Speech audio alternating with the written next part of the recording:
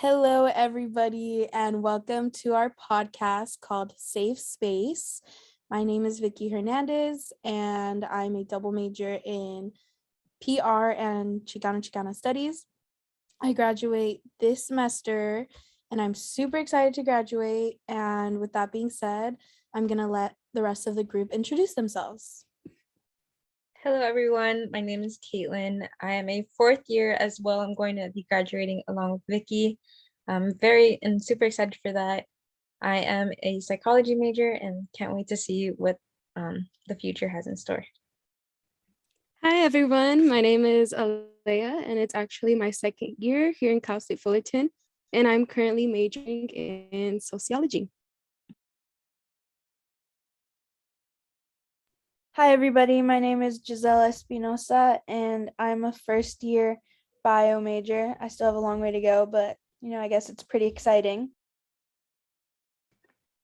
Well, at least you have a good future ahead of you. You have 3 years left. It's okay.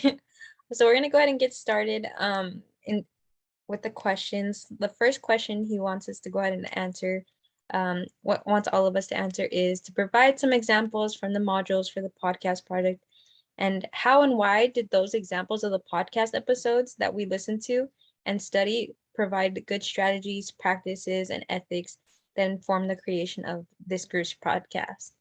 And so how I would answer this question is that it helped with the project because it helped me understand how the overall message would be expressed in different ways, but had the general same idea. In the podcast, with multiple speakers that he had uploaded, each person introduced the next speaker, which I really liked how they did that.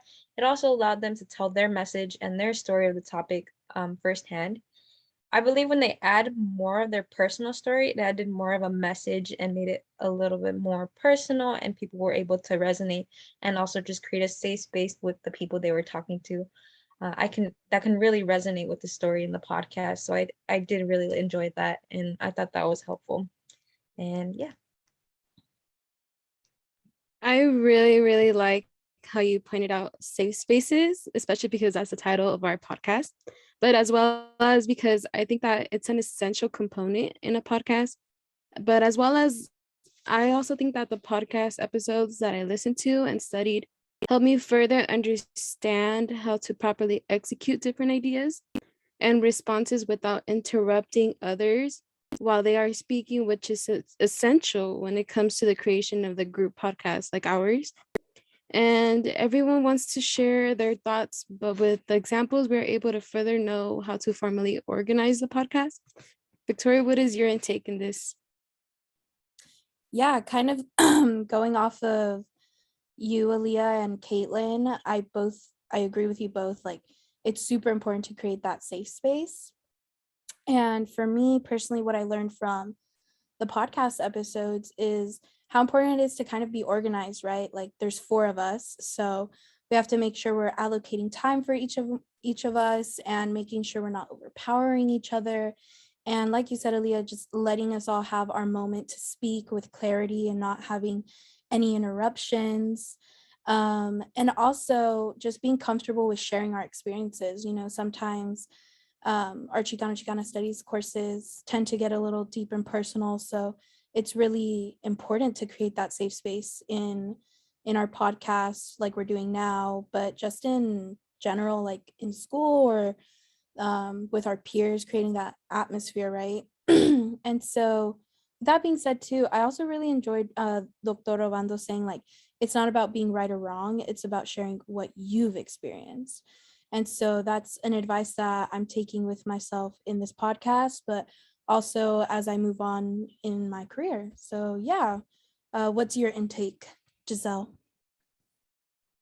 So I just wanted to say that I definitely agree with all 3 of you a lot. I think it's really, really important that we have a safe space, because if we don't feel like safe with whoever we're speaking to, we won't be able to truly share like how we're feeling or what we want to talk about.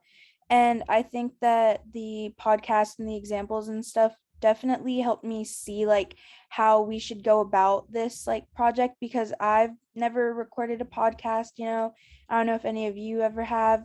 and I'm not really a big podcast listener. So kind of seeing how like in the podcasts that were posted for the module, how like they went about like waiting their turn to speak and introducing each other definitely gave me a big idea on how we should go about it and like how we should do it for this project. You all had like a really different, like what I was saying is you guys all had a different take, and I think I'm learning a lot just how podcasts work. Giselle, you mentioned how you've never been in one, and I mentioned how in my personal experience, it's like joke around with my friends saying, yeah, we should start a podcast and talk about controversial topics, or like what should we do, what should we don't, but it's always up in the air. And I think this would be very good practice if I do want to take it into consideration in the future. You guys all pointed out something very different, which I didn't think of at the time, so that was really good. Especially with Vicky, you mentioned how you want to be comfortable with who you're sharing with. And I think working on this past project or this podcast project, it really allowed me to like create a relationship with you guys where I feel comfortable and just learning more about the topic itself.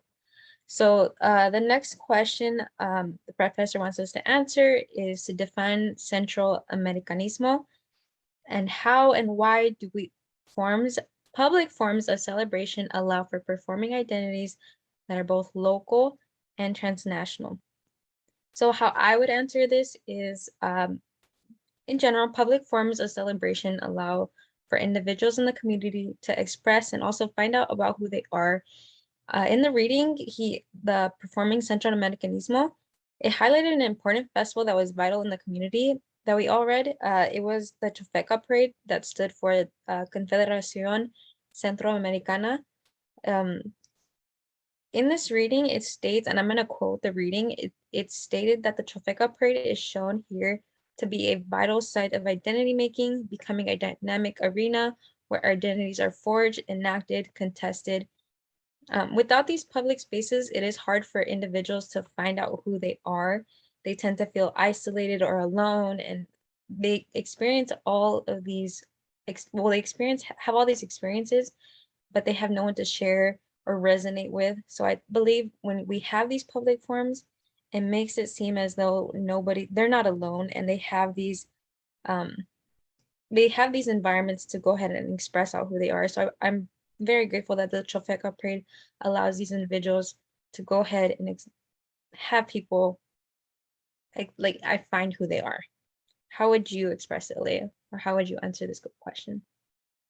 Kaitlyn, I think that this is a great idea of you to include the Cofeca Parade, because I actually have gotten the chance to see the Cofeca Parade once in my life, and it was like about like a couple years back, but I didn't really know what it was about, but I saw like it was mostly like Central Americans. So I was like trying to like, like engage, and it was amazing, especially because I come from a different race and culture, which brings me to CentralAmericanismo, which I believe is a political movement involving the social cultural phenomenon towards the inclusion of Central Americans in the United States, especially like in LA, which is where I saw the Cofeca Parade.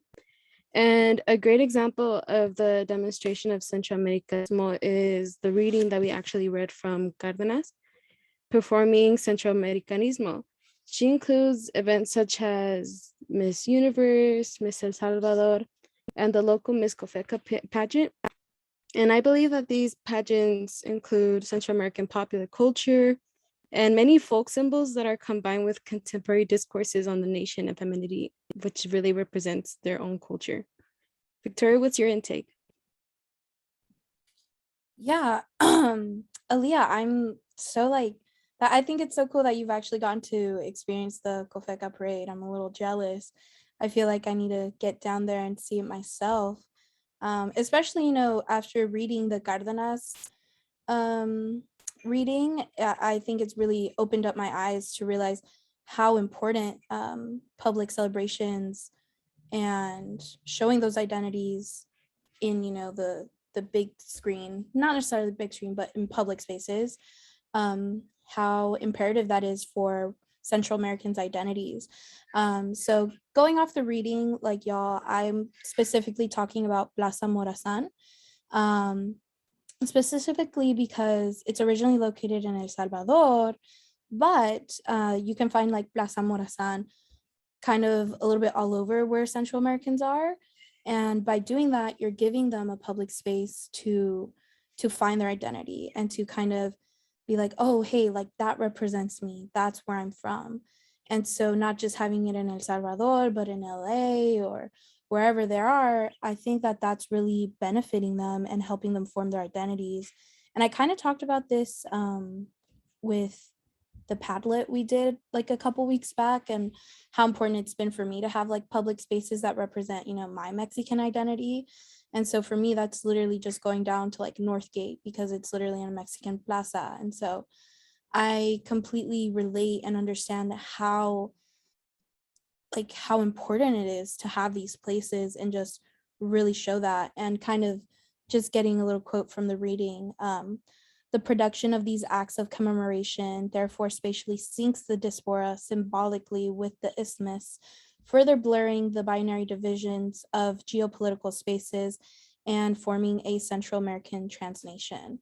So what that really means is like, forget, you know, that it's 2,000, 5,000 miles away, like it's still there, you know, you have a little piece of home. And I think that that's what's so important, to really help Central Americans form their identity, especially because, you know, they've been so grouped with Mexicans. So I think it's super important to have these places and let them have their moment. But yeah, that's my perspective and what I got from the reading as well. Giselle, I'd love to hear what your intake is.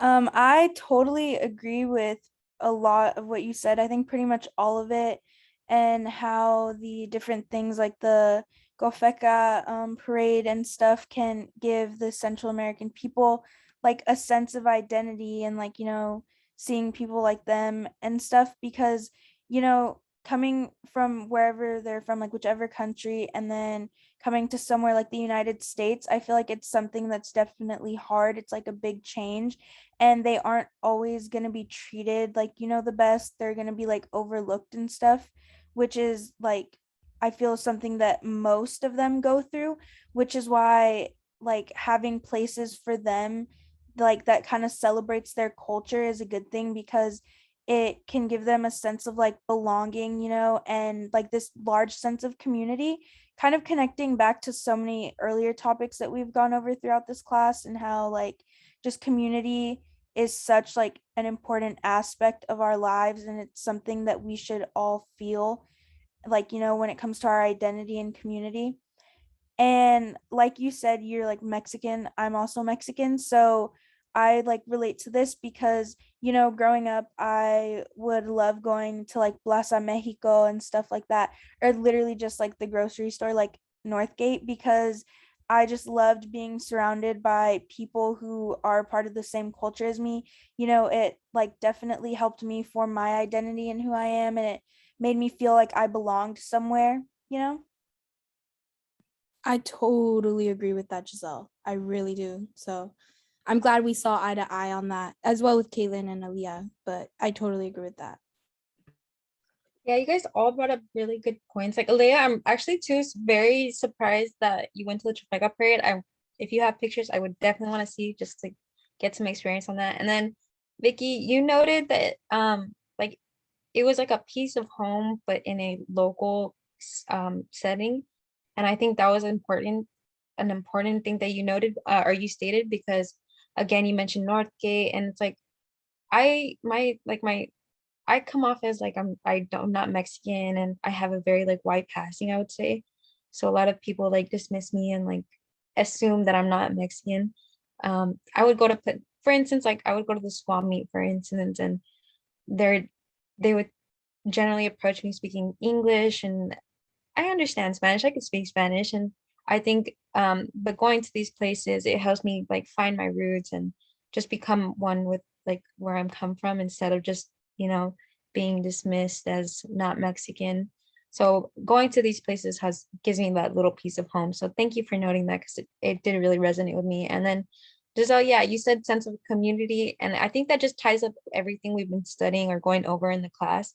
Um, because a lot of these things is like people are trying to find a community in where they're from, or in a local setting, transnational setting, just to find out like a little bit more, because their parents only tell them so much of information. We're very limited to what we see and what we hear. So that was a really important note. So the next question he has for us is define passing. How does the story of Chavela Vargas reflect the experience of Central Americans navigating the cultural, politics, and spaces of the US and Mexico?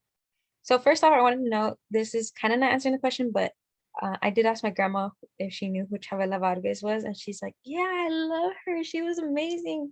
And she would tell her how she would always listen to her music. So I did want to note that in there. But to answer the question, yeah, Chavela Vargas navigated her way through the cultural politics and the spaces of US and Mexico by breaking stereotypes of women. In both spaces, it is normal for a woman to dress in a feminine manner and to act accordingly. Chavela Vargas proudly went on stage in masculine clothing and sang in deep voices. She represented women that did not look feminine. Her experiences reflect Central Americans because she was finding out who she was in an environment that was not familiar. So even though she was a female and trying to navigate her way as a singer, she tried the traditional role of being a female and passing off as feminine, but it didn't get her a lot of attention because it wasn't who she was. When she started to begin like finding or being who she was, like who she wanted to be, that's when she started gaining that attention, and that's when she started getting more famous. And I think that's ultimately a life lesson. Like you have to be who you are to go ahead and become and thrive in life, you know? What would you take that as, Alleya? Sorry, I'm gonna go back real quick to the question you like asked me earlier. I actually have no pictures of the Cofeca parade because I actually I did not know what was going on. My cousins and I were just walking by, but we were walking to a paletero that was across the street where the church was at. So I was like, now that you mentioned, I'm like, oh my God, I should have taken pictures. It would have helped so much with this project. But going back to the actual topic we were talking about, after what you said, I believe that, oh my God, that Chavela Vargas has the guts and courage to be on stage in front of so many people who can easily judge her and just walk away from her show.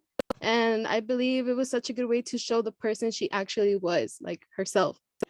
And when I actually watched the video, I got an example of how the story of Chavela Vargas reflects the experiences of the navigation of Central Americans, is that compared to other Central Americans who left their homes due to, let's say, economic reasons or political reasons, she left because of her home's social view of her sexuality, which is very interesting to know, because they did not allow her any opportunities to pursue her career that she wanted, which is why she moved to Mexico expecting to be treated differently, when in reality, it was almost the same thing. And that's really sad because I'm Mexican and I'm like, wow, like they did not give her the opportunity, you know? But she did work her way through. And through the space she had in Mexico, she learned to navigate and adapt to a different culture and country and build her own success. And I'm really proud of her as a person. And Victoria, what do you think about this?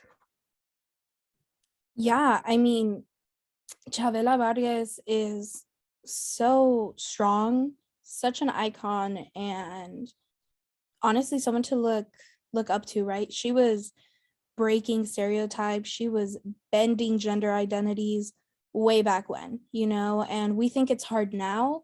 I can't even imagine how much harder it must have been when she was doing it, you know, because it was just not allowed and it was just so out of pocket. And like, you know, even now, like my family, like, sad to say, it's still a little bit conservative, you know, with gender identities, not necessarily understanding, you know, people of same-sex marriage or transgender, and, you know, not understanding any of that, or simply just like women just deciding not to be as feminine, right? And so understanding and just kind of hearing her story and watching the documentary and seeing how fucking strong she was to even do that, it's inspiring. And I think Chavela Vargas is a badass, and I really enjoyed learning more about her, and kind of like what you said, Kaitlyn.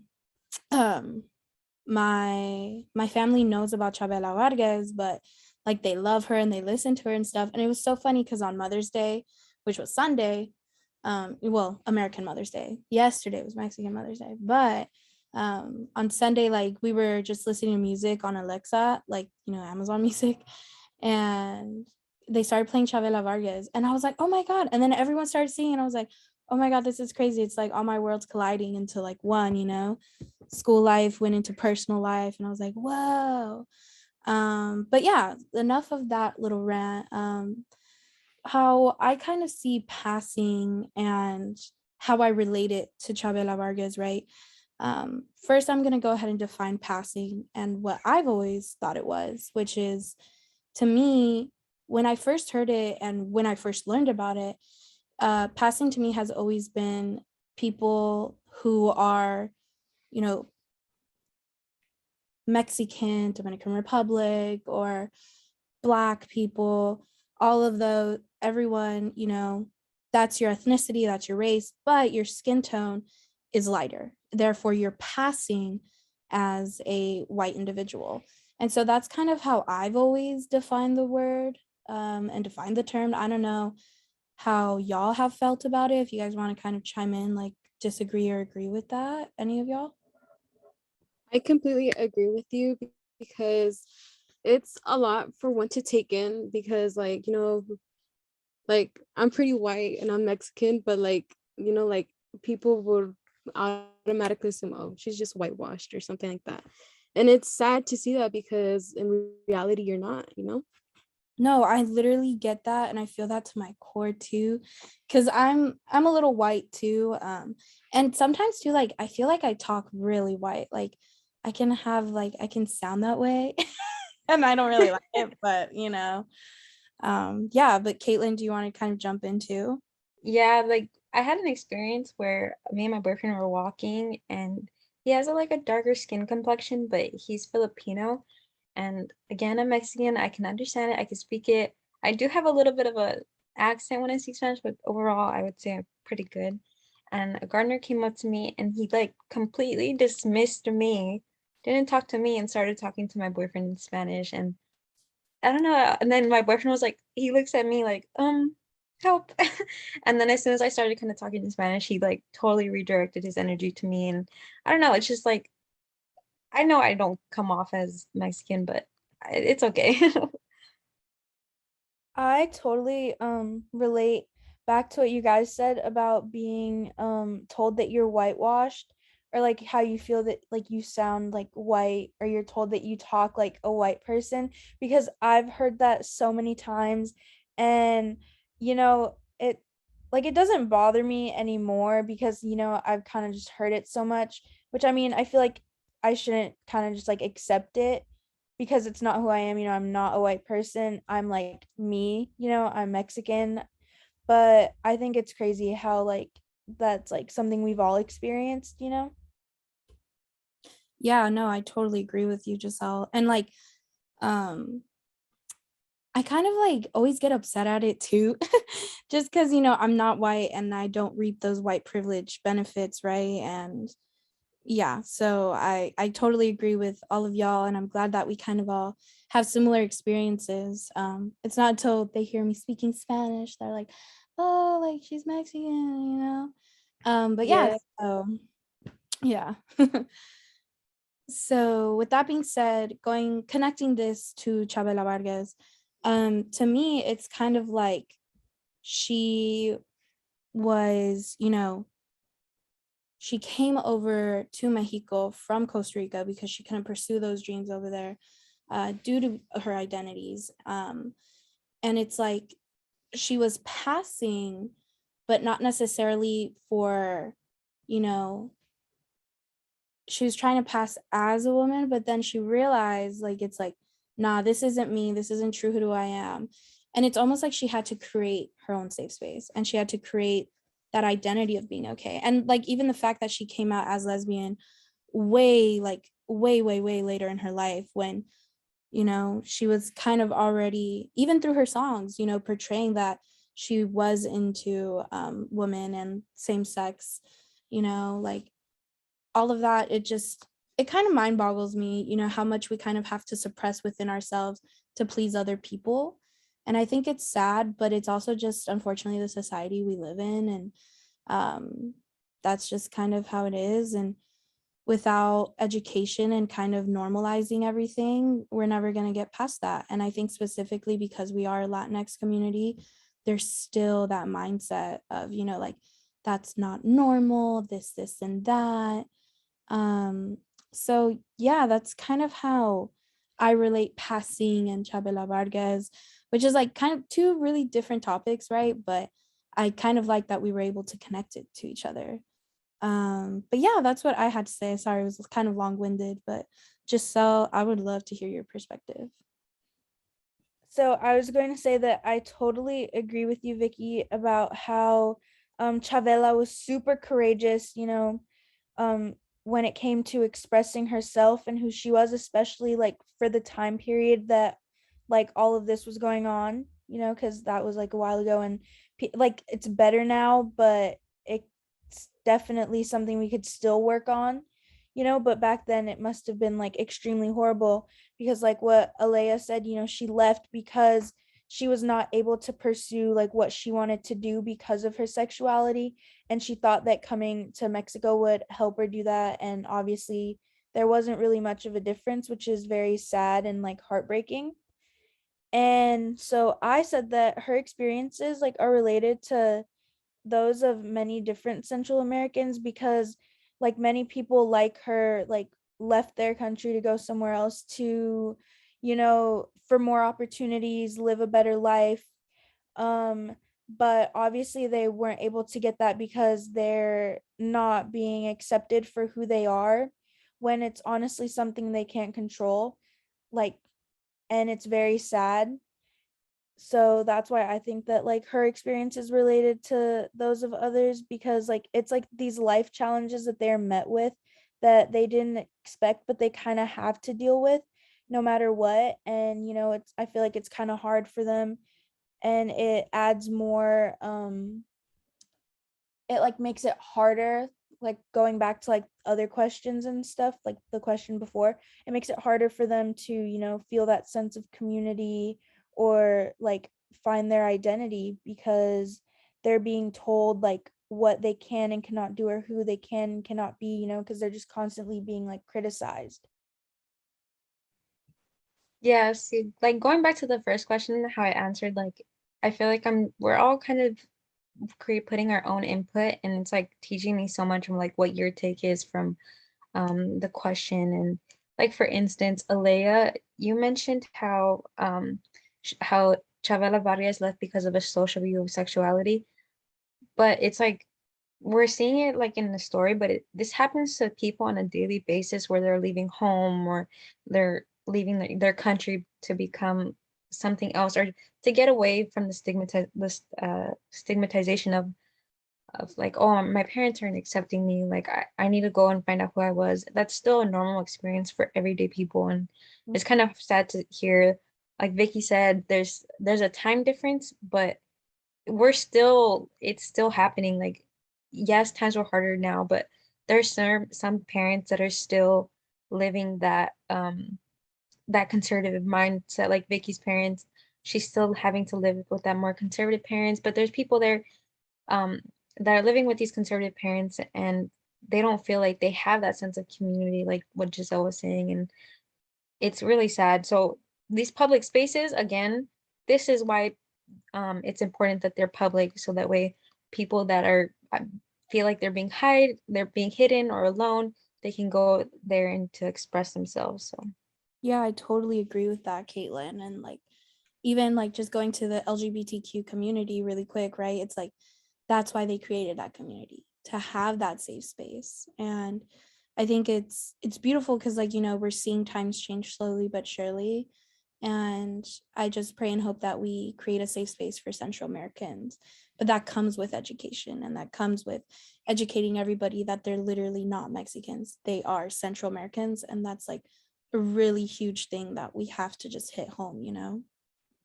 Yes, education is a very big thing, and also I think it's another thing for like we're as a younger generation. I think it's important we have to like force our more conservative parents to have a more open mind, because it's so hard to try to change your parents' perspective when they're very closed-minded or closed off. So I think that's another aspect that should be thrown in there, is trying to change the mindset of those who are very closed off.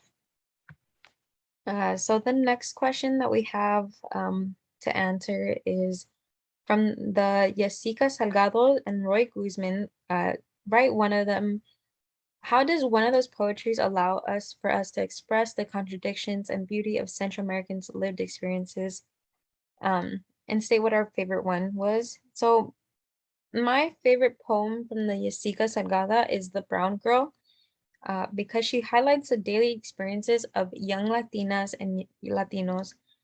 For instance, she mentions how she would translate the many discussions between her parents, who were Spanish speakers and English speaker. Many Chicanos can resonate with this because of the common language barriers. For instance, I can tell you, I can't personally, but I'm pretty sure my mom had to, because my parents came in from Mexico, so my mom had to do a lot of the translating from doctor visits. Y ella dijo eso, and she said this, and you can kind of tell the differences in languages, and I'm pretty sure a lot of Mexicans could resonate with that. And then she also highlights the negative stereotypes that she's been called out, but she was able to push through to find the beauty of it all.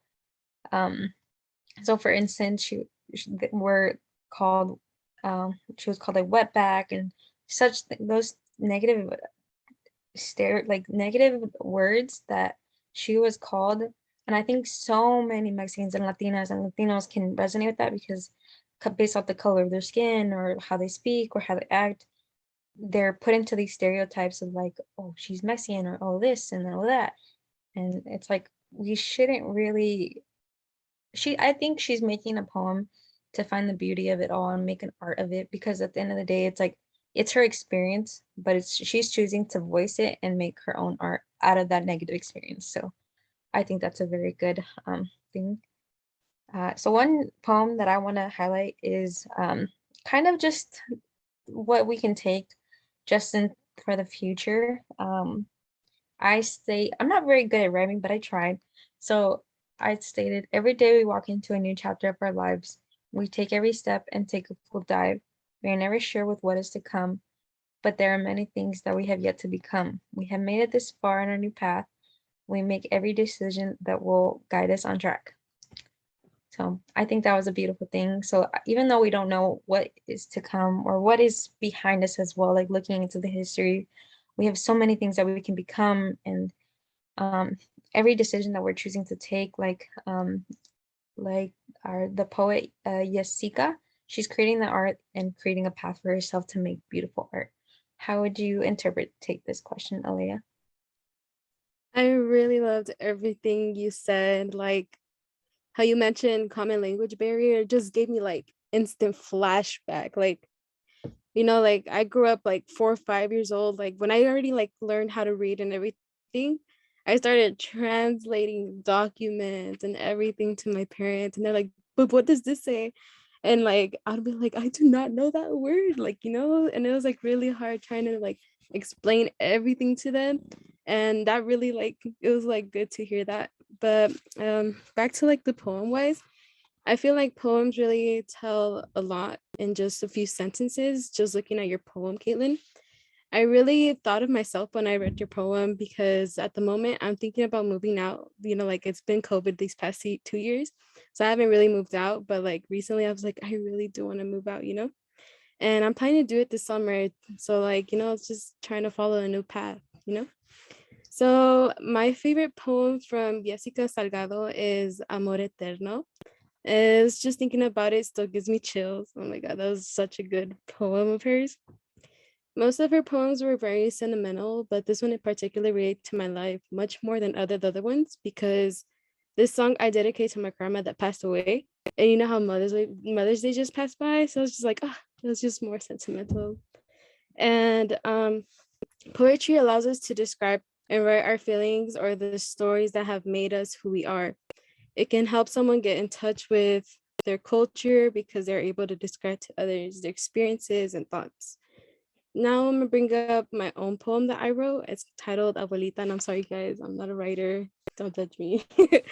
But I wrote, her white, warm, pale hands grab mine as she says, "You're so skinny, aren't you hungry?" I look up at her worried face with a smile and say, "How did you know?" She quickly gets up from her seat, and in less than 15 seconds, I have a full course meal right below my nose. She grabs my chin and says, "Of course I know. Tú eres de mi sangre." Yep. And yeah, that's the end of my poem. So, Victoria, what do you think about poems? Aaliyah, thank you so much for sharing. That was so beautiful, and I I completely I just my heart goes out to you, and I think that's the most beautiful part just about art in general. Specifically talking about poetry today, it's just like, it can take you back to certain moments in your life and just remember your loved ones, and almost like, you know, uh it's almost like they're there, it's a piece of them. And I thank you for sharing. I know, like, that's like personal, and I just find it so beautiful, and I want to thank you from the bottom of my heart. um but yeah, so for me, poetry, I'm not a writer, as Aaliyah said, not at all. But for this assignment I tried to do my best. But going back, my favorite poem from Jessica was actually "What Comes After You Love Yourself." And for me, I related to it because, loving yourself and just like the body you're in, it takes time, and it's almost like you're never you always have to learn how to be happy with it, right? It's like things are constantly changing, you're not the size you want to be, and I think at the end of the day it's super toxic to be that way. And it's like you just have to love yourself regardless of where you're at in life, whether that be like the size you're at or like where you're at in life. Sometimes we're not happy with the grades we have, we're not happy with who we're with, we're not happy with who we've become. And it's like we have to take a step back and just really appreciate where we are. And although you might not love everything about yourself, we can come to a sense of appreciation. And I think that that's what the poem reminded me about more than anything. And just comparison too, because comparison kills. But yeah, like, to me, that poem kind of hit the most weight for me, and I resonated with it a lot.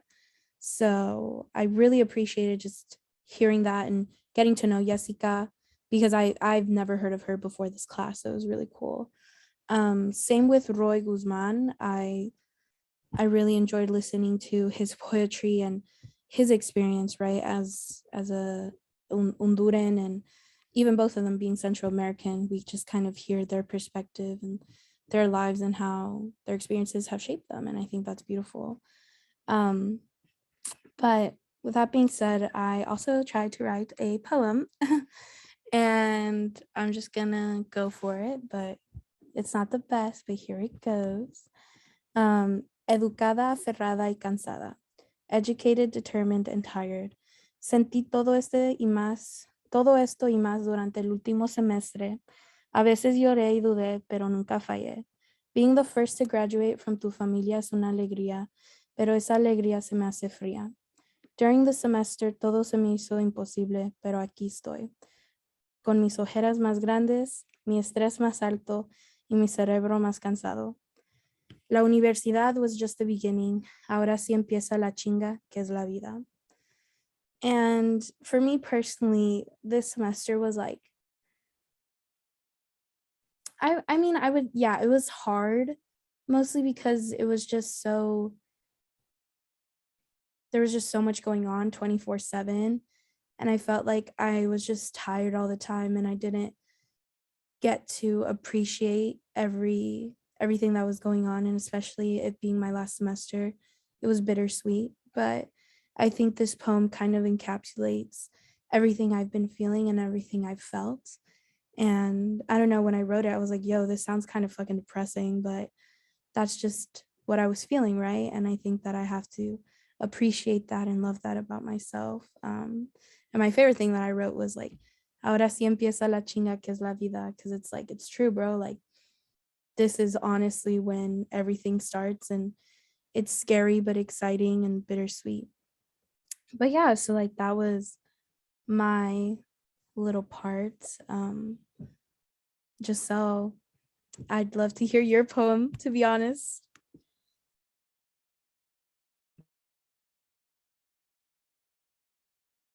Sorry, my like computer wasn't letting me unmute. Anyways, first off, I want to say that I really enjoyed every single one of your poems. I thought they were all great, like actually.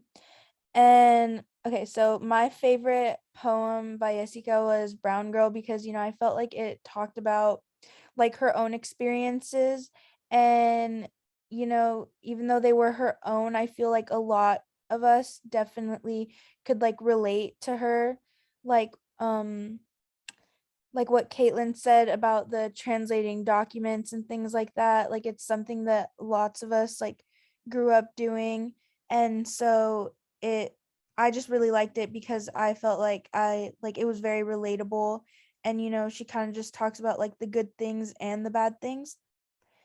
And so my view on poetry is I feel like poetry allows for people to express themselves in a way like where they can be vulnerable with themselves and with those around them, and talk about things that may be hard, like their own feelings and thoughts, but while doing this they're turning it into something that is beautiful. And okay, so my poem, okay, wait, I don't know why I got nervous. I think it's like not too bad, but okay, I'm gonna start now. It's oldest daughters. We are held to such high standards, the glue of our families. We care for others. We always love harder. It's a full-time job, oldest daughters. So yeah, that's my poem. I kind of like it actually. And I feel like I was definitely inspired by Jessica when I wrote this. So yeah. I think I concluded that we are our undercover poets, even though we all said that we didn't know how to write, I think we all created something that had its own individual meaning. So props to us, even though we're not the best, but I think we all created something very beautiful.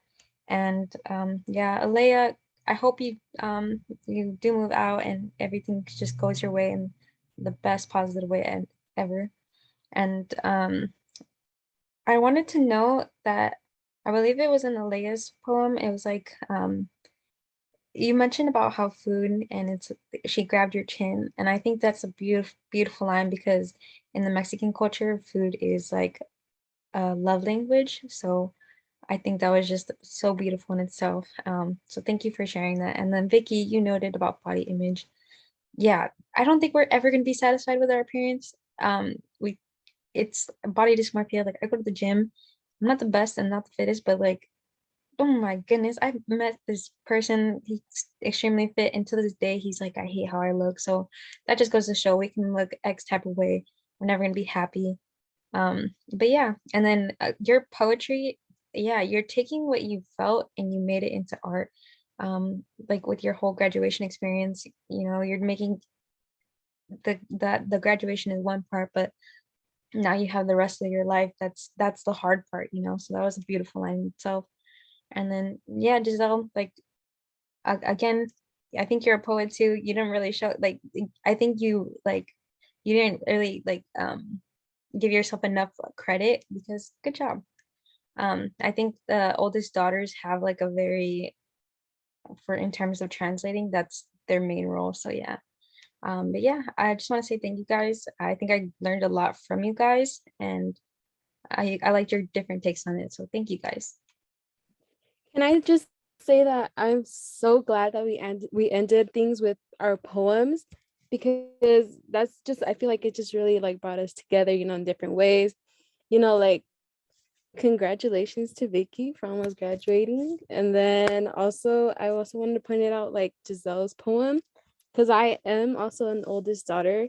So I know the struggle, the pain, and all the experiences that an older daughter goes through. And I really appreciate your poem for that. And I'd like to say that thank you guys for opening up in this podcast, which is why we titled it Open Spaces, especially because we barely know each other. But after this podcast, we were all able to have a beautiful connection while using different sources that we learned about the semester. So thank you guys. Yeah, I just want to say thank you to all three of you. And this was literally a safe space to talk about everything that we've experienced and how it's shaped us and everything we learned in this class. I mean, it's been awesome. And I kind of completely relate to all of your poems, not necessarily yours, Giselle, because I'm the youngest daughter, but I see that in my oldest sister. So without you guys, without the eldest daughters, I mean, we would be nothing. So shout out to y'all and keep killing it. And I'm manifesting all good vibes for you guys, and everything that you guys want in your life will come true. But I'm just so glad we had this conversation, and it's been so great to just know you guys on this deeper level. I also wanted to say thank you to all three of you. I really enjoyed doing this podcast project with you guys. I loved hearing your different perspectives on everything that we talked about. And yeah, and going back to the poems and what Alleya said, how she liked that we ended off on that note because it felt like it brought us closer. I totally 100% agree. I really liked that that was the last thing we did because I feel like it did bring us like closer on some type of level, like seeing like how we feel internally, like with mine on the oldest daughters, Alea's about her grandmother and things like that. So yeah, thank you again. Yes, and thank you for listening. All right, bye.